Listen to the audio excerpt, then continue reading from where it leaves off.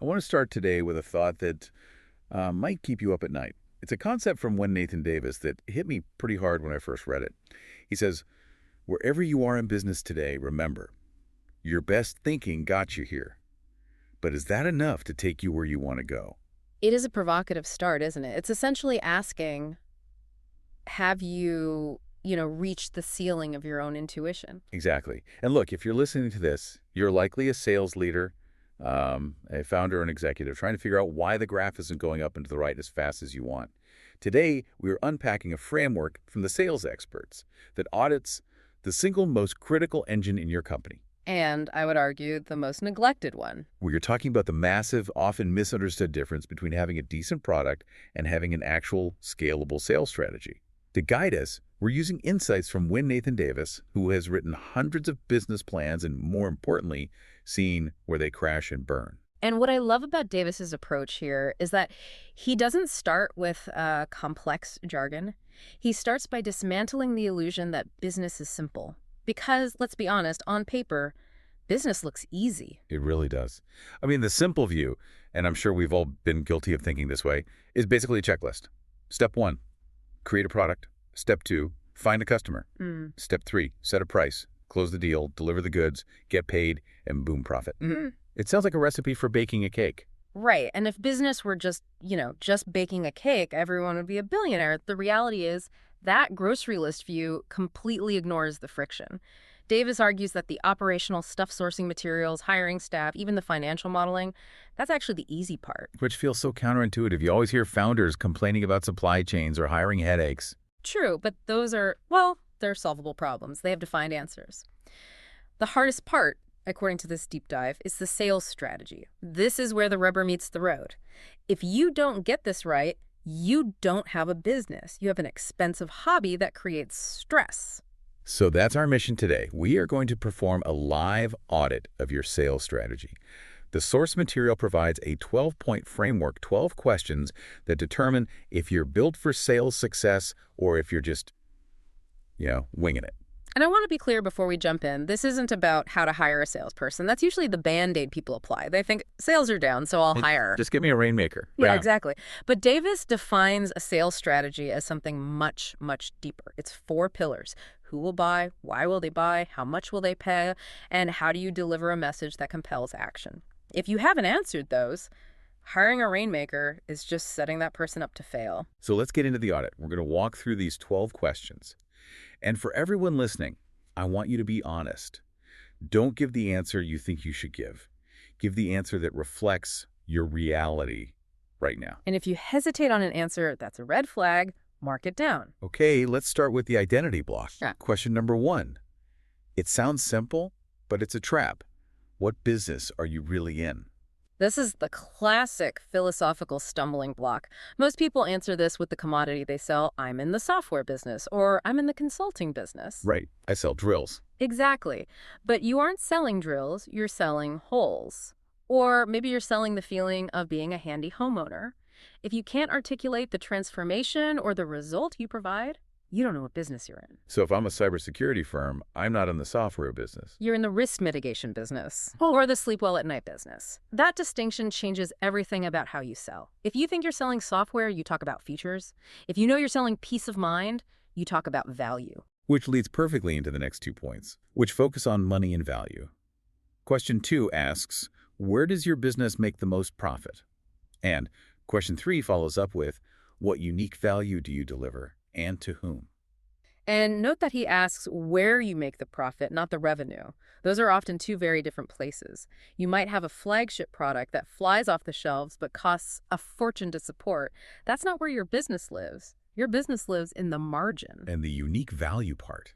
I feel like value is such a buzzword. How do we make that concrete? Think of it as the only I statement. Only I can deliver X result to Y person in Z way. If your competitor can say the exact same sentence, you don't have unique value. You have a commodity. And commodities compete on price. Which is a race to the bottom. Okay, that brings us to question 4, which is my personal favorite because of the, let's say, the snark involved in the source text. The phone book comment? Yes. Question 4 asks, who exactly are your prospects? And Davis adds a hint. Everyone in the phone book is not the answer. But hold on, as a business owner, don't I want the biggest total addressable market possible? Why limit myself? Because selling to everyone is the fastest way to sell to no one. It just dilutes your message. If you're talking to everyone, you aren't speaking specifically to anyone's pain. A strategy requires exclusion. You have to be brave enough to say, we do not serve these people. That's scary for a founder, saying no to potential revenue. It is, but think about it. If you narrow your focus, you can dominate a niche. If you try to serve everyone, you're just average everywhere.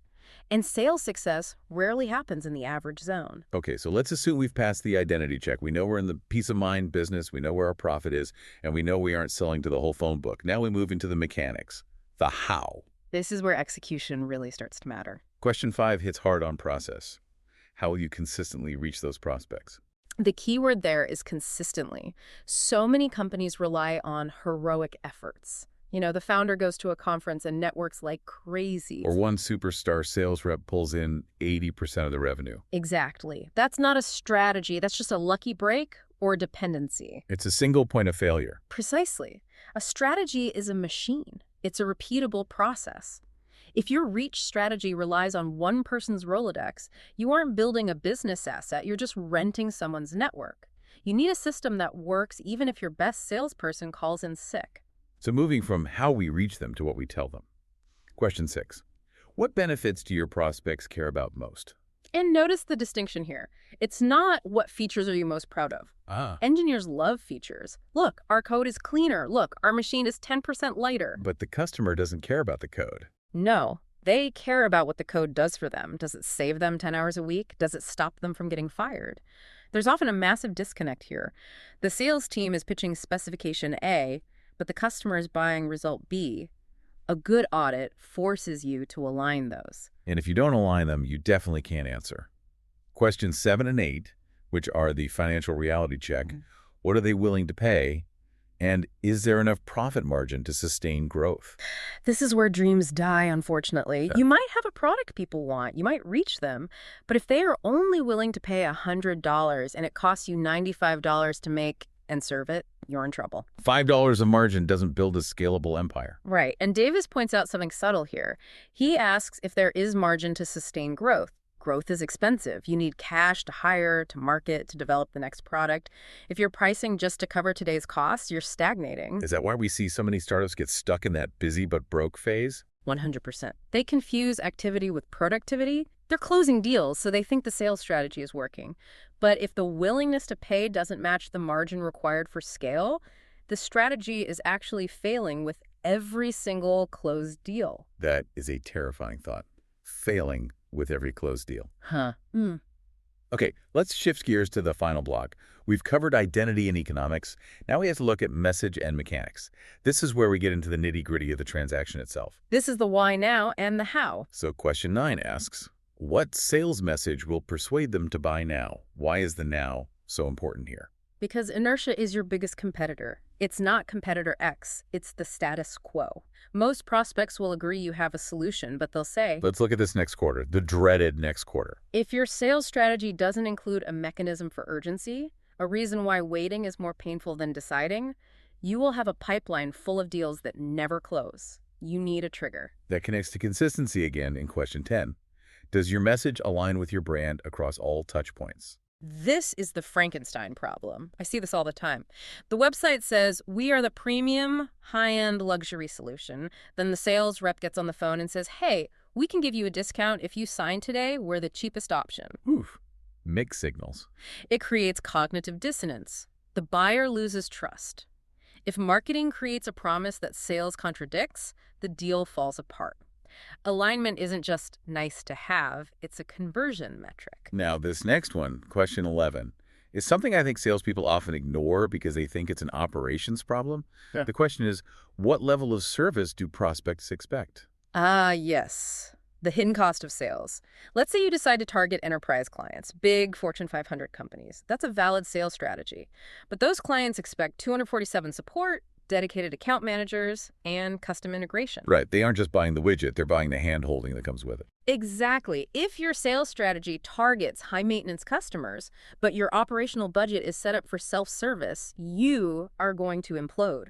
You'll sell the deal and then lose the customer and your reputation when you can't deliver the service level they assumed was included. So the sales strategy has to consult with the operations reality. They have to be married. You can't sell a Ferrari experience on a bus ticket budget. Okay, we've arrived at the final question, number 12. And honestly, this one feels like it belongs in a finance meeting, not a sales meeting. What payment terms will they demand, and can your cash flow handle it? This is my favorite question in the entire framework because it exposes the most dangerous blind spot in sales. Walk us through that. Why is this a sales strategy issue? Okay, imagine the scenario. You have a great sales strategy. You land a massive retailer, a huge order, $500,000, everyone pops the champagne. Sales team gets their commission. Right. But the retailer demands net 90 payment terms. That means they won't pay you for 3 months. Meanwhile, you have to manufacture the goods, ship them, and pay your staff now. So you're out of pocket for huge expenses for 90 days. Exactly. You can literally grow yourself into bankruptcy.